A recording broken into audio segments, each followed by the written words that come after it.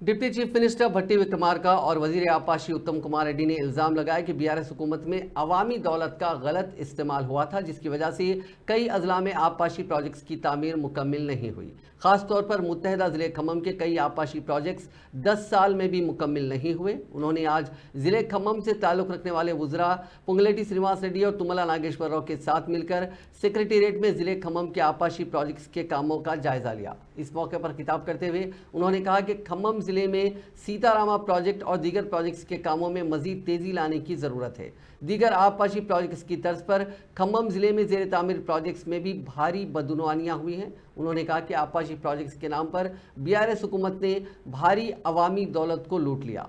साबिक में राजू दम्मुगुड़ा इंदिरा सागर दो अलग अलग प्रोजेक्ट्स थे, लेकिन बीआरएस हुकूमत ने इन दोनों प्रोजेक्ट्स को मिलाकर सीतारामा प्रोजेक्ट तामीर करने का वादा किया था, लेकिन उसके काम अभी तक मुकम्मिल नहीं हुए। इस पर हज़ारों करोड़ रुपए खर्च किए गए।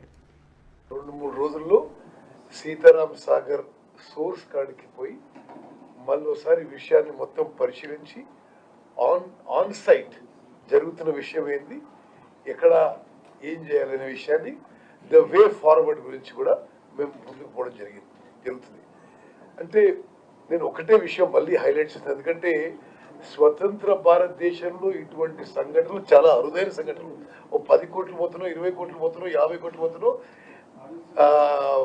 ఉద్యోగాలు పోతాయి, ప్రభుత్వాలు కూలిపోతాయి.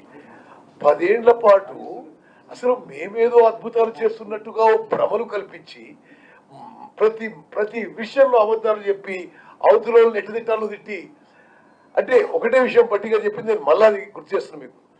1500 కోట్లతో పూర్తయ్యే Rajiv Dummugudem lift irrigation scheme plus Indira Sagar scheme 3,32,000 ఎకరాలు ఉమ్మడి ఖమ్మం జిల్లాలో కొత్త ఆయకట్టు పూర్తయ్యేది.